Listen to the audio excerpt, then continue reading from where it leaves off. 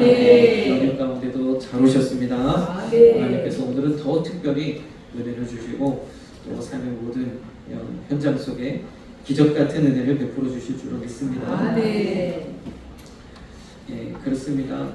이스라엘 역사를 통해서도 우리가 항상 보지만 하나님을 경외하는 것, 하나님을 떠나면 우리가 살아갈 때 살아가는 모습이 그냥 세상 삶, 그냥 다 모두가 동일한 것 같고 우연히 일어난 것 같고 어쩌다 맞이한 것 같아도 모든 것에 하나님의 뜻하심이 있다고. 특히나 믿는 저에도 이 세상 모든 역사가 그렇지 아니하고 이스라엘 역사 가운데 하나님이 행하신 것처럼 이스라엘이 어쨌든 하나님을 떠나면 하나님께서 징계 내리셨거든요. 여러분들 우리의 삶도 여러분과 저의 삶도 그렇게 하나님이 이끄시는 줄 믿습니다. 그래서 우리는 세상의 그런 전통도 또 명절도 중요하지만 그보다 더 중요한 게 하나님의 말씀에 순종하는 것. 이렇게 예배하는 저와 여러분들을 하나님이 너무 기뻐하시는 줄 믿습니다. 그래서 또 오래간만에 보이는 얼굴도 있어서 참 감사합니다. 하나님께서 축복하실 줄로 믿습니다. 오늘 말씀은 히스기야의 모험과 교훈이라는 제목으로 함께 은혜를 나누기를 소망하는데 열왕기 하에 18장부터 시작해서 20장 또 20장까지 히스기야에 대한 말씀이 기록되어져 있죠. 이 말씀을 가지고 오늘 히스기야에 대해서 좀 함께 나누기를 소망합니다. 히스기야는 너무 유명한 왕이니까 잘 알죠. 우리 주일학교 학생들도 히스기야 알죠? 많이 들어봤죠? 몰라요? 기억이 안 나요. 히스기야 하면은 가장 유명한 게 생명을 몇 년? 15년. 생명을 몇 년? 15년 연장받았어요. 하나님 죽을 병에 들어서 이제 곧 죽는다는 시한부 선고를 받았는데 하나님께 간절히 기도해가지고 생명을 15년 연장받았어요. 그리고 또 유명한 사건 중에 하나가 이 아수르 군대에 18만 5천 명이 둘러싸고 아주 풍전등화 같은 그 시기에서 하나님께서 놀라운 기적을 베풀어 줘서 자고 일어나니까 18만 5천 명 군사가 다 죽었어. 그래서 유다가 승리했다. 유다가 잘해서 승리한 게 아니라 하나님께서 놀라운 역사. 그래서 역사가들은 그 당시에 쥐가 그 일을 했다. 하나님의 사자가 바로 쥐다가 그런 얘기를 해요. 쥐가 뭐 어떤 거 퍼뜨려, 페스트를 퍼뜨려가지고 페스트가 그냥 하루아침에 18만 5천 명의 대군을 다 전멸시켰다. 그렇게 이야기를 하기도 합니다. 어쨌든 참 유명한 왕 중에 하나인데 참 놀랍고도 놀라운 것은 정말 특이한 것은 오늘 우리 본문 말씀을 보면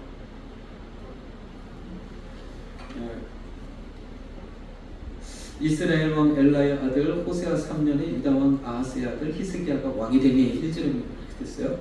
그러면 이 호세아 3년에 그래서 이 호세아는 북이스라엘의 왕인데 안타깝게도 북이스라엘의 마지막 왕입니다. 바로 오늘 등장하는 아수르에 의해서 결국에는 멸망을 당해요. 멸망당한 이유는 하나님의 품을 떠나서 하나님의 백성이라고 하나님의 선택받은 백성이라고 그렇게 하나님께서 언약하시고 아브라함의 자손을 통해서 자손을 하나님 백성을 삼으셨는데 그렇게 하나님을 섬기지 않고 우상을 섬기고 또 하나님 기뻐하시지 않는 온갖 죄악들을 행하다가 결국에는 망했어요. 그때 망하기 직전에 하나님 뭐라고 하셨냐? 아브라함을 생각해서 이때까지 그래도 하나님께서 멸하시기를 즐겨 하시지 않으시다가 결국에는 아수르라는 대제국을 일으켜서 북이스라엘을 멸망케 하셨어요. 제가 그렇게 그러한 가운데에 그럼 이 아수르라는 나라가 북이스라엘만 멸망시키고 말겠느냐? 아니죠. 계속 남아오면서 유다 지금 우리가 보고 있는 히스기야 왕이 통치하고 있는 유다 왕국에도 엄청난 그런 압박이 되고 그런 시기를 우리가 이야기하고 있습니다. 근데 이 히스기야의 왕의 아버지가 아하스 왕인데 유다 왕 아하스의 아들 히스기야가 됐으니까 히스기야의 아버지가 아하스 왕인데 이 아하스 왕은 유다 왕국의 20여 명의 왕들 중에서 가장 악한 왕으로 또 유명합니다. 그 다음에 우리가 또 이따가 보겠지만 이 히스기야의 아들은 또 므낫세인데 므낫세 왕은 또 이 가장 악하고 최악의 왕으로 그렇게 기록되어 있는 왕이에요. 참 그 가장 악한 왕들 사이에 또 하나님께서 가장 기뻐하시는 그런 선한 왕 히스기야 왕이 존재한다는 것이 참 특이한 점입니다. 그런데 또 한 가지는 이 히스기야가 정말 하나님을 온전히 섬기고 하나님을 온전히 그렇게 섬겼을 뿐만 아니라 하나님 기뻐하시는 많은 일들을 행했는데 또 안타까운 것은 그 후반전에 하나님이 생명을 15년 연장시키신 그 후반전에 좀 어처구니 없는 또 실수를 하게 되는 그런 모습을 보게 됩니다. 그래서 우리가 이 히스기야 왕을 좀 살펴보려고 하는데요. 2절 말씀을 보니까 그 위에 나아갈 때 나이 25세라 예루살렘에서 29년을 치리하니라 그랬습니다. 30년 가까이 29년을 통치하게 되는데 하나님께서 함께 하시지 않고 생명을 연장해 주시지 않았으면 14년밖에 통치를 못했을 거예요. 그런데 15년 연장시켜 주셔서 거의 2배, 지금까지 내가 통치한 그 기간보다 더 1년 많게 하나님께서 연장해 주셨다. 그가 25세 아주 젊은 나이에 왕에 올라서 열심히 했는데 나라가 굉장히 어려울 때 왕에 올랐습니다. 아수르라는 대제국 앞에서 풍전등화 같은 그 시기에 왕위를 맡아서 굉장히 어려운 시기에 나라를 이끌어가는데 그런데 거기다 엎친 데 덮친 격으로 죽을 병까지 들고 근데 이 상황을 이 정말 엄청난 상황을 기도로 승리한 왕이에요. 기도로 승리. 그래서 이스라엘의 이 왕들의 이야기가 기록되어 있는데 왜 우리가 이 왕들의 이야기를 알아야 되는가? 이 당시에는요 왕이 이 모든 백성들을 하나님께로 이끌기도 하고 그렇지 못하기도 했어요. 왕이 어떻게 하느냐에 따라서 온 이스라엘 백성이 다 따라갈 수밖에 없는 거예요. 왕이 여기서 제사를 드려라 그러면 그렇게 할 수밖에 없는 거예요. 저 단과 베델에 가짜 성전을 세워놓고 거기다가 금송아지를 세워놓고 여기 이제 앞으로 여기다가 제사를 드려라 여기다 예배를 드려라 하면 어쩔 수 없이 하는 거예요. 그래서 이 성경에는 이 왕들의 이야기를 기록하고 있습니다. 근데 저와 여러분들의 삶도 마찬가지죠. 오늘날은 이제는 우리가 누구 눈치 보지 않고 여러분들이 각자의 삶을 영위하는 정말 과거에 어떤 임금도 우리처럼 그렇게 맛있는 거 많이 먹고 풍성함과 자유를 누리면서 살지 못했을 거예요. 그러나 요즘 우리는 얼마나 우리 밥상에 올라오는 게 얼마나 그렇습니까? 제가 예전에 한 식당에 갔는데 뭐 녹그릇에 음식을 쫙 맛있게 풍성하게 내더라고요. 그냥 그 상에 물자리가 없을 정도로 녹그릇을 가득 채워가지고 갖가지 뭐 채소부터 고기, 뭐 생선 없는 거 없이 하더라고요. 한정식 같은 그런. 저 그거 보면서 야 옛날 세종대왕 부럽지 않다 그런 생각을 그렇습니다. 요즘은 우리 여러분 각자가 주님 말씀하신 대로 왕 같은 제사장이에요. 그래서 내가 선택하고 내가 행한 대로 하나님께서 갚으시고 보호하는 이 시대를 우리가 살아가는데 그러면 무엇을 선택할 것이냐? 이 선택의 문제에 있어서 우리가 항상 주님의 말씀을 따라야 되는 줄 믿습니다. 그래서 우리가 이 왕들의 이야기를 보는 겁니다. 그런데 여기 보니까 3절에 보니까 히스기야가 그 조상 다윗의 모든 행위와 같이 여호와 보시기에 정직히 행하여 다윗과 같이 다윗의 모든 행위와 같이 여호와 보시기에 정직히 했다. 요 다윗과 같이 이런 평가를 받은 왕들이 많잖아요. 여호사밧도 하나님께서 하나님 앞에 정직히 행한 왕, 아사 왕도 하나님께서 정직히 행한 왕이라고 하겠지만 정말 다윗과 같이 전심으로 하나님을 보시기에 그렇게 행한 왕은 이 히스기야와 요시야와 두 명입니다. 그런데 우리가 이 말씀이 왜 중요하냐? 왜 다윗과 하나님 왜 다윗과 같이 이 모든 이 기준을 왜 다윗으로 세우셨는가? 참 이 나라가 어려울수록 가장 이 위기의 순간에 정말 내 삶에 위기가 닥쳤을 때 우리는 어떻게 해야 되는가? 우리는요 그 내 삶에 위기가 닥쳤을 때는 정말 초심으로 돌아가야 돼요. 다시 말해서 다윗이 하나님을 경외했던 것처럼 정말로 그 초심으로 돌아갈 수 있는 저와 여러분들이 되어야 될 줄 믿습니다. 근데 왜 하나님께서 자꾸 다윗 얘기하시느냐? 왜냐면요 우리에게도 다윗과 같은 한 분을 보내주셨거든요. 이스라엘 백성들이 이스라엘의 그 많은 왕들이 저마다 하나님을 섬긴다고 했어요. 하나님을 섬긴다는 게 금송아지를 섬기고 하나님을 섬긴다는 게 바알 우상을 섬기고 그랬어요. 저마다 자기 나름대로 엉뚱한 신을 섬기면서 하나님의 백성이라고 하는 거예요. 그런데요, 하나님은요, 우리에게 구원을 주신 유일한 이름, 구원을 우리에게 허락하신 분, 오직 예수 그리스도 한 분만 허락하시는 줄 믿습니다. 아멘. 그분을 따르는 다윗과 같이 오직 그래서 우리가 어려움을 당하거나 위기를 만나면 무조건 예수님께 다시 돌아가야 돼요. 아멘. 우리 신앙을 점검해서 다시 예수님 앞에 무릎을 꿇어야 되는 줄 믿습니다. 아멘. 오늘 히스기야가 성공했던 이유는 히스기야가 하나님의 은혜를 부렸던 이유는 이것을 했던 거예요. 저와 여러분들 삶 가운데도 이런 은혜가 있기를 소망합니다. 네. 그럼요, 히스기야는 먼저 첫 번째는 이 아수리의 대군을 무찔렀어요. 엄청난 일이죠. 유다 왕국은 그야말로 처음에 다윗과 솔로몬을 통해서 그 근동에 가장 영향력 있는 엄청난 세력의 나라를 이루어 주셨어요. 그래서 여기 땅에서 시작했는데 점점 가면서 되는 거예요. 얘가 불순종하고 제가 불순종하고 또 이런 잘못을 저지르고 또 이런 죄를 저지르고 그때마다 하나님께서 주변 나라를 일으켜가지고 징계하시는데 채찍이야, 채찍, 막대기야.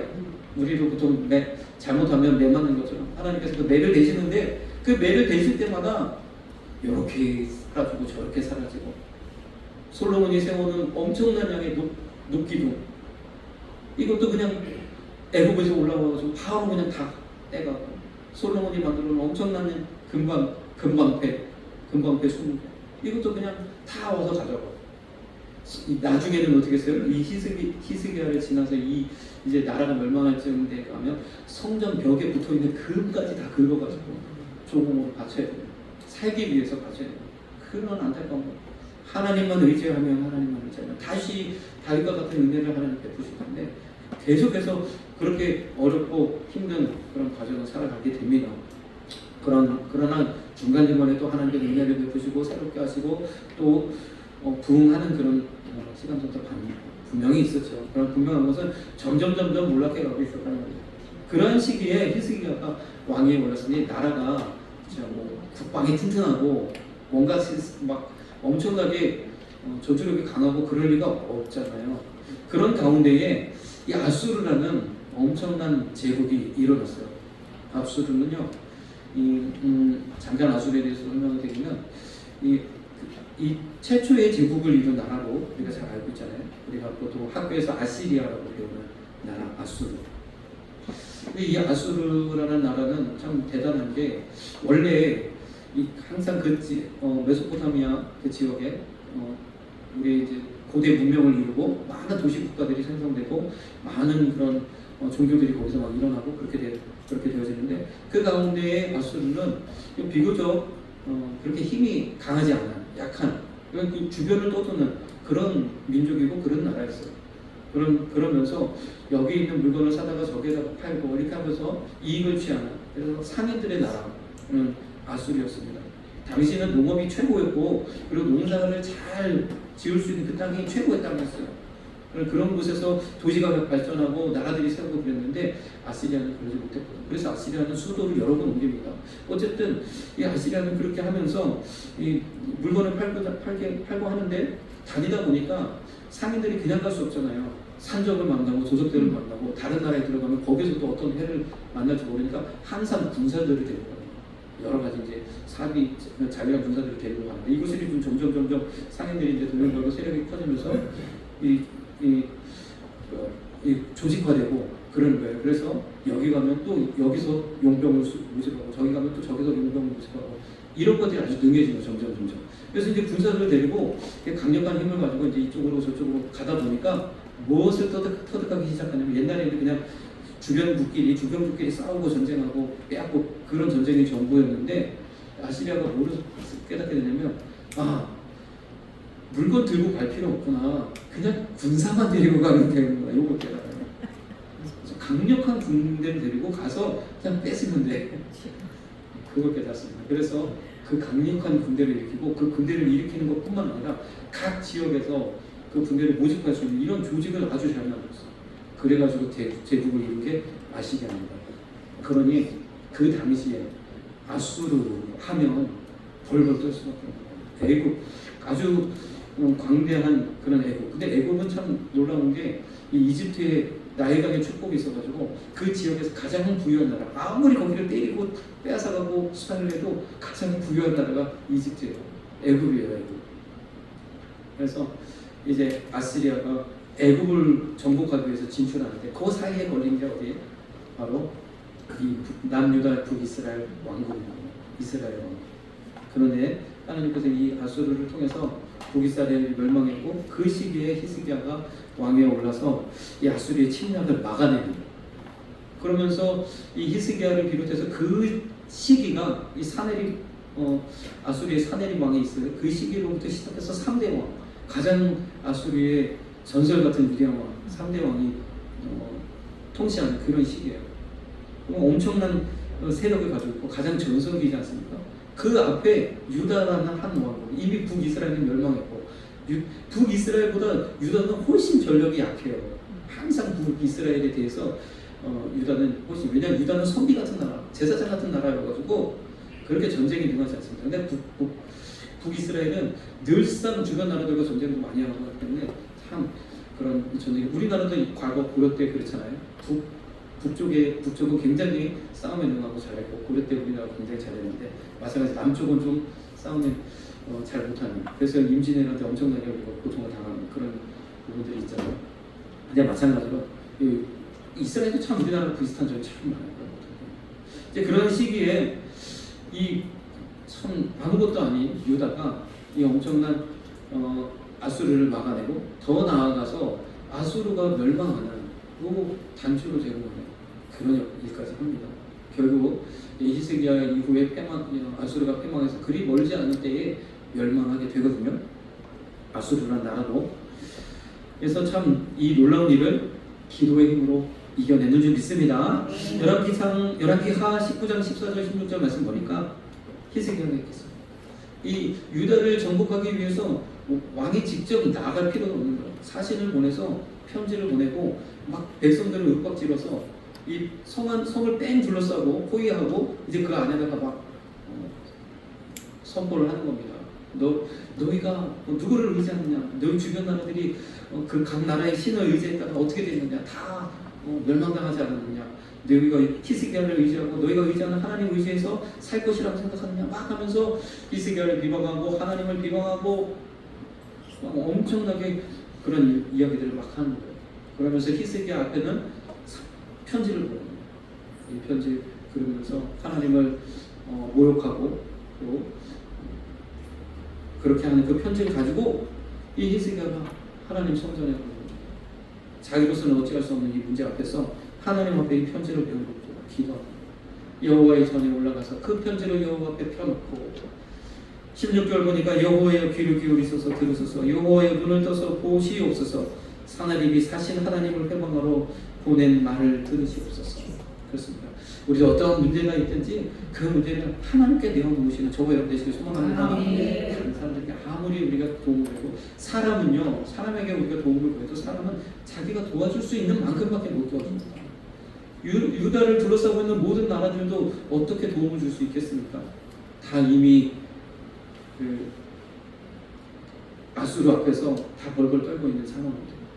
하나님 앞에 우리가 도움을 구하면 반드시 하나님 지키시는 줄 믿습니다. 그래서 결국에는 이 아수르 전성기 때에 애국까지 이집트까지 다 정복을 해요. 완전히 정복하고 이집트 왕과 자신의 그런 나라의 사람, 그러니까 자신에게 충성하는 사람으로 왕을 세우고 그러면서 모든 나라로 조공을 마치는데 유다만 그 상황에서도 독립국 지위를 유지합니다. 엄청난 일이죠. 그래서 이 아시리아 그 전성기 때 지도를 인터넷에서도 검색해 보면 유다 한 곳만 딱 빠져 있어요. 엄청난 일이죠. 하나님이 그 일을 해가셨어요. 근데 결국에는 그 사건을 계기로 해서 주변 나라에서 반란들이 계속 일어나고 결국에는 이 바벨론이 반란을 일으키고 이 대제국 아수르를 접수하는 그런 역사도 일어나게 됩니다. 열왕기하 19장 20절에 이제 이사야 선지자가 참 놀라운 것은 또 이 히스기야 때에 이사야 선지자가 함께 하셨어요. 위대한 선지자가 있어서 아마도 히스기야가 더 하나님께 충성할 수 있었을 것 같아요. 이 이사야 선지자가 히스기야에게 하나님의 응답의 말씀을 전합니다. 하나님과 내게 내가 기도하는 것을 내가 들었노라. 하나님 앞에 우리가 기도하면 하나님 반드시 우리의 기도를 들어주시는 줄 믿습니다. 이런 위기 가운데서 우리는 무조건 하나님 앞에, 그 모든 상황은 하나님 앞에 있는 거예요. 하나님 앞에. 억울한 상황, 또 잘못된 상황, 이런 바로잡아야 될 모든 것들을 다 하나님 앞에 내어놓고 기도하시는 저와 여러분 되시길 소망합니다. 그랬더니요, 19장 35절에 여호와의 사자가 나와서 아수르 진에서 군사 18만 5천을 친지라. 여호와의 사자, 얘가 생지라는 거죠. 생지. 여호와의 사자가 나와서 아수르 진에서 군사 18만 5천을 아침에 일찍이 일어나 보니 다 송장이 되었다. 그리고 나서는요, 후퇴를 했어요. 패권을 했습니다. 그리고 나서 유다 정복에는 영영 실패한 거죠.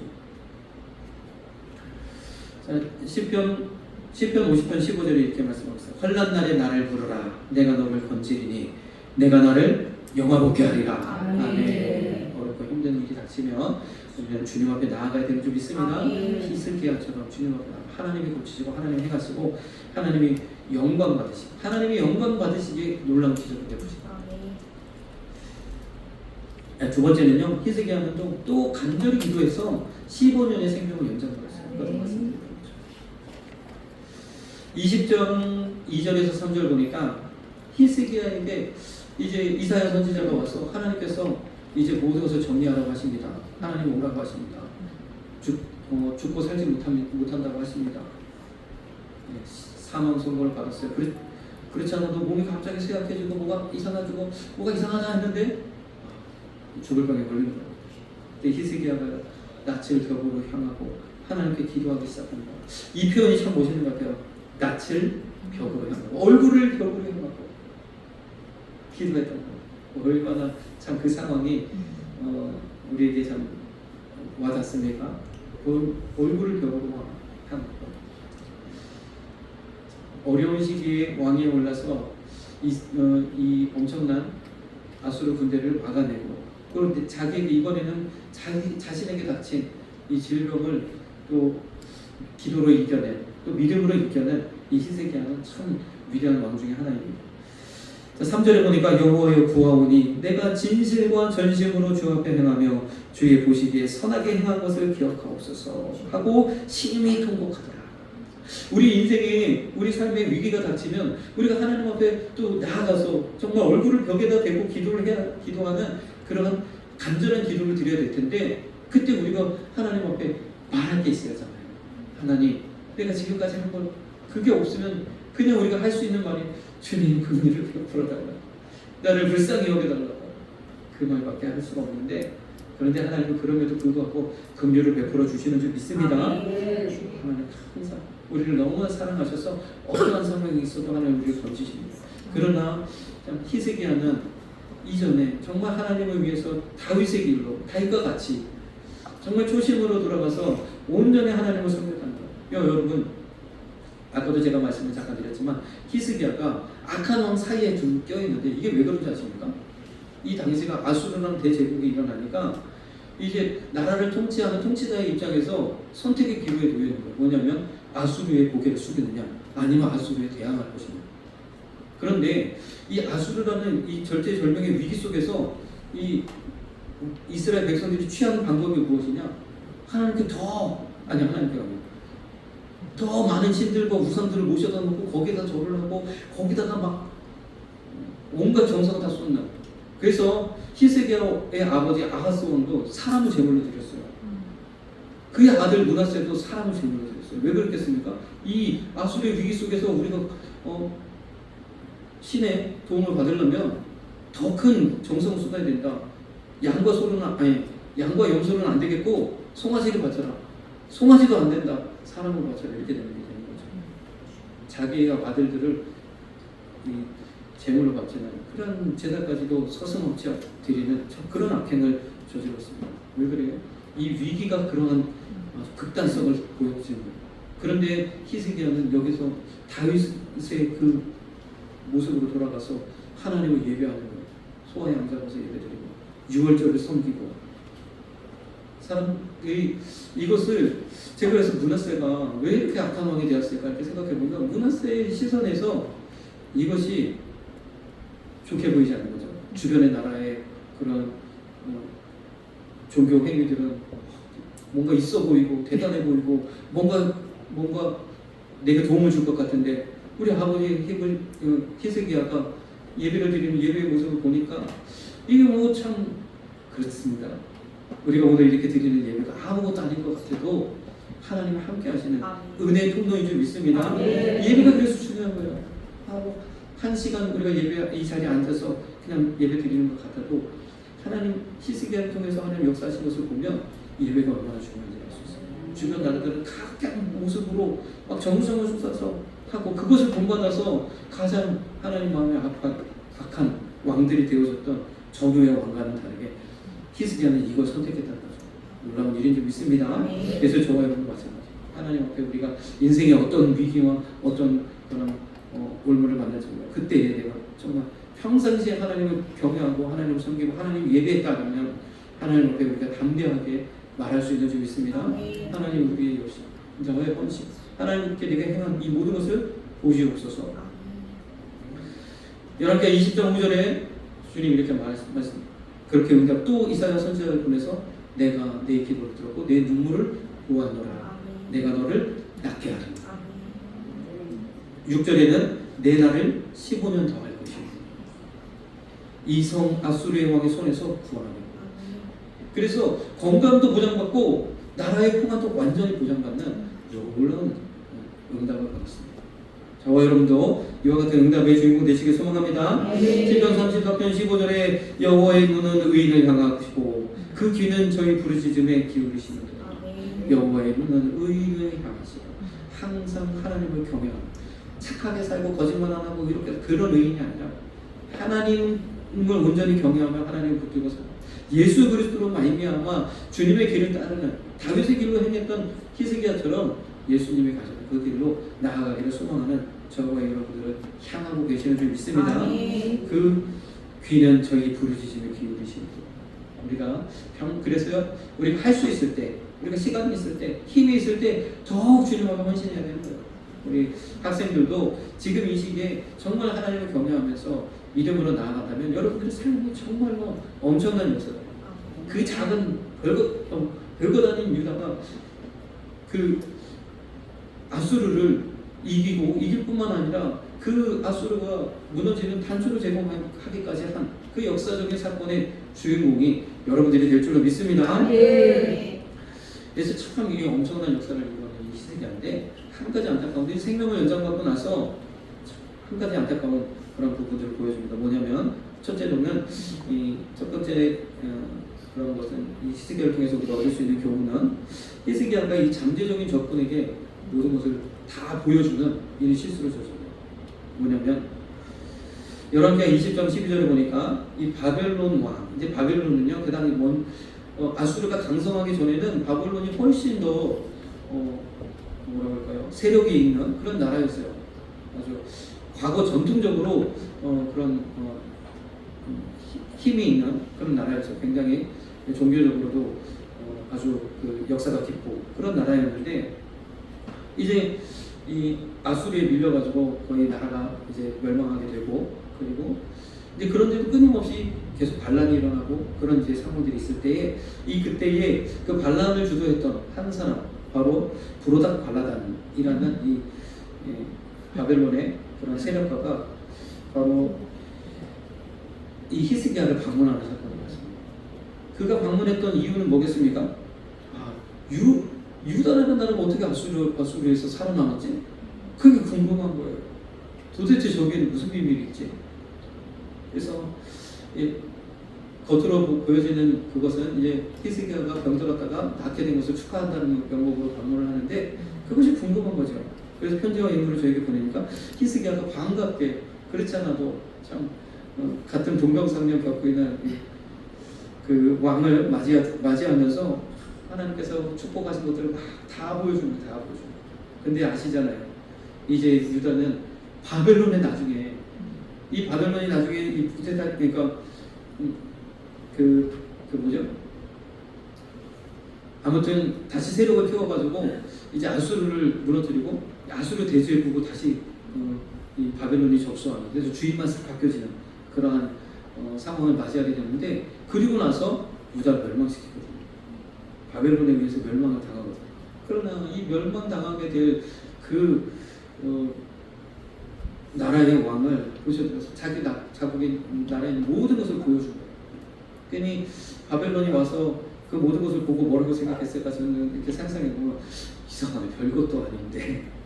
그런데 정말 어떻게 보면 이 나라에 이 히스기야가 설명한 하나님 정말 위대한 분이구나 라고 생각했을 수도 있어요. 그래서 그런지 고레스 대왕은 이후에 이제 페르시아를 건설하고 그 나라들을 그 바벨론의 정책을 그대로 이제 보수했죠. 그리고 나서 이제 유다를 본국으로 돌려보내서 다시 예루살렘을 건축하게 하는, 그리고 로마 시대가 이르렀을 때에 로마가 모든 지중해 연안 모든 나라, 그 당시 세계라고 여겨진 그 모든 나라를 통치했지만 유다는 독립국의 지위를 유지하는 가운데에 예수님이 오시게 되는 그런 역사가 진행되는 거예요.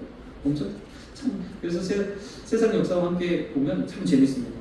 근데 참 이 히스기야가 사자의 말을 듣고 자기 보물고와 금은과 향품과 보배로운 기름과 굴기고와 내탄고의 모든 것을 다 사자에게 보였는데, 그렇죠. 저에게 보이지 아니한 것이 없으며. 이사야 선지자 그 이야기를 듣고 하나님의 말씀에 왕께서 또 지금까지 모든 선왕들께서 쌓아두신 모든 것이 바벨론에 옮긴 바 되고 하나도 남지 아니하며 왕의 아들들도 한가리 되고 엄청난 선포를 합니다. 오늘 이것을 보면서 저는요, 우리가요 하나님의 은혜를 누리고 하나님께서 은혜를 주시고 우리가 그렇게 할 때도 우리가 항상 조심해야 되고 항상 주의해야 되는 게 뭐냐, 우리가 선주를 할 때 넘어질까 조심하라 하신 말씀이 있는 것처럼 우리가 항상 조심해야 되는 건 무엇이냐, 바로 마귀로 틈타지 못해. 마귀로 틈타지 못해. 아마도 그 모습을 보면서 이 바벨론은요, 이거 별건 아니네, 이거 별거 아니네, 어떻게 이겼지? 그러면서 나중에 이집트 정벌할 때 내려가면서 한번 치고 올라오면서 한번 쳐서 결국엔 유다가 멸망한 거예요. 근데 하나님께서 이 모든 것을요 다 이미 계획하고 계셨습니다. 베드로전서 5장 8절에 근신하라 깨어라, 너희 대적 마귀가 우는 사자같이 두루 삼키며 삼킬 자를 찾는다. 언제든지 우리 안에 틈을 타려고 엿보는 이 존재가 있다는 거예요. 우리 안에 내탄고 굶기고 필요한 모든 이 사단에게 우리를 보여서는 절대 안 되는 줄 믿습니다. 틈을 보여주면 안 돼요. 사단에게는 틈을 보여주면 안 돼요. 틈을 보여주면 어떻게나 비집고 들어와서 우리로 하여금 하나님 품을 떠나도록 그렇게 합니다. 이 틈이 무엇입니까? 여러 가지 있겠죠. 그러나 저는 항상 여러분들의 말을 조심해라 이렇게 말씀드려요. 내가 말을 어떻게 하느냐에 따라서 내 안의 것이 다 드러나게 된다. 나의 죄성이 드러나고 나의 거짓이 드러나고 나의 연약함이 드러나고 그것을 마귀가 틈타게 시켜요. 우리 삶에. 그래서 여러분들이 마귀로 틈타지 않게 하는 에베소서 4장 27절에 있는 말씀처럼 마귀로 틈을 타지 못하게 하는 저와 여러분 되시길 소망합니다. 그래서 또 한 번 말씀드리지만 그래서 이렇게 매주 드리는 예배가 중요한 거예요. 우리가 한 번 예배를 빠지면 그 사이에 사단이 틈을 탑니다. 틈을 타고요 여러 가지로 우리 안에 모든 것들을 늑탈하게 되는 그런 일들이 발생합니다. 그러면요 겉으로는 아무 문제 없을 것 같고 겉으로는 잘 되는 것 같아도 내 영이 죽고 하나님의 품을 떠나서 우리가 살 수 있는 그런 방법이 없어요. 우리는 결국에는 그렇게 되는 거예요. 그러면서 우리는 온전히 하나님 가운데로 예수님의 품으로 나오시는 저와 여러분 되시길 소망합니다. 문제가 있으면 있을수록 더 주님께 가까이 나오시는 저와 여러분 되시길 소망합니다. 그래서 참 이 히스기야가 잠깐 이 하나님께서 승리를 주시고 또 생명을 연장시켜 주시니까 그 기쁨과 감격에 그 마음에 약간 근신하지 못했던 거죠. 마음을 놓았던 거죠. 잠시 교만하게 되어져서 그 모든 것을 다 보여주고 결국으로는 나라가 멸망할 것이다. 당신의 그 행위로 말미암아 마귀가 틈을 타서 나라가 멸망하게 된다라는 말씀을 해주시는 거예요. 그게 어떻게 실현되느냐? 그 아들 때에 실현이 되는 거예요. 그 아들로 인해서 마귀가 틈타니까 이런 문제가 발생합니다. 히스기야 같은 위대한 왕 가운데에 태어난 왕의 다음을 이어받은 이 므낫세는요 가장 악한 왕으로 기록되어 있어요. 열왕기하 21장 1절에 보니까 므낫세 위에 나아갈 때 나이 12세라 그랬습니다. 그러면서 예루살렘에서 55년을 치게하니라. 또 많이도 통치했어. 55년이니까. 이 중에서 10년은 히스기야와 섭정으로 여기죠. 왜냐하면 12세라는 나이가 어리기 때문에 적어도 10년은 히스기야와 같이 겹쳤을 거죠. 왜냐하면 세속 역사와 비교해보면 연대가 약간 그렇게 조정을 하는 게 맞다라고 이미 이제 신학자들은 많이 그렇게 이야기하고 있거든요. 그래서 그런데 21장 2절에 보니까 므낫세가 여호와 보시기에 악을 행하여 지금까지 이스라엘 백성들이 행했던 모든 악을 다 합해도 므낫세 한 명이 하는 것 같지 않은 그보다 더 많은 그런 악을 행하더라고요. 제가 최근에 뉴스를 하나 들었는데 요즘 뭐 보이스피싱 문제가 너무 많잖아요. 그래서 참 걱정이 되는데 가진 것도 없는데도 걱정이 되는데 참 지킬 것이 많은 사람들 얼마나 걱정되겠습니까? 근데 25년도 1월부터 7월까지 있었던 보이스피싱과 피해 그 이전에 있었던 모든 건수와 피해가 합친 것보다 이 반년 동안 있었던 일이 더 많다고요. 또는 비슷하다고요. 얼마나 참 지금이 악한 시대를 우리가 살아가고 있는지 우리가 보게 되는데 므낫세가 마찬가지였어요. 지금까지 모든 악함보다 가장 악한 왕이 되어졌습니다. 가장 문제는 무엇이냐면 백성들은 왕을 따라갈 수밖에 없거든요. 21장 9절에 이 백성이 듣지 아니하였고 하나님의 백성 하나님의 성민이 다 므낫세를 따라서 므낫세의 게임을 받아서 악을 행하면서 하나님 품을 떠나버립니다. 여호와께서 이스라엘 자손 앞에서 멸하신 열방보다 가나안 족속을 쫓아내고 그곳에 들어가게 하셨는데 그들보다 악이 더 심했다. 열방보다 더 심했다. 주변의 모든 나라보다 더 심했다. 하나님께서 가장 마음 아프게 하는 일이 사건이 발생합니다. 그래서 열왕기하 23장 26절에는 23장에는 그 이후에 이제 요시야 왕 가장 또 위대한 왕 중에 한 분인 요시야 왕이 이것은 세상 업적으로 위대한 게 아니라 하나님 보시기에 위대한 왕인 거예요.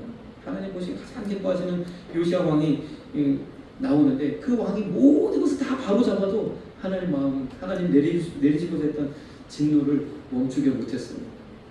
이미 하나님께서 도끼에 나무뿌리에 대신같이 그렇게 작정하신 대로 이 일이 진행되어졌습니다. 예레미야 15장 1절에서 4절 말씀 보면 이런 말씀이 있어요. 이때를 예레미야가 회상하면서 하나님의 말씀을 대언하는데 하나님께서 이렇게 말씀합니다. 내가 이르시되 모세와 사무엘이 내 앞에 섰다 할지라도 내 마음은 이 백성을 향할 수 없나니. 하나님께서 기뻐하시면 모세와 사무엘이 그렇게 있다 할지라도 이거 안 된다 그러는 거. 물론 하나님께서는 이후에 예수 그리스도의 오실 그 길을 예비하기 위해서 이스라엘 백성을 하여금 철저하게 하나님 앞에 무릎 꿇고 신앙을 바로잡고 말씀 중심으로 서게 하시기 위해서 주님 오실 길을 예비하기 위해서 나라라는 이 테두리를 무너뜨리신 거죠.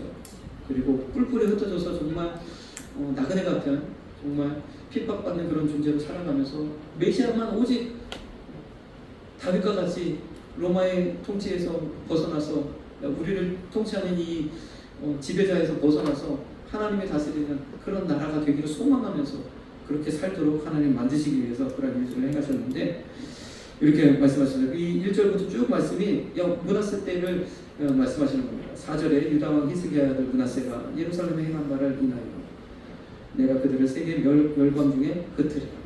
얼마나 안타깝습니까?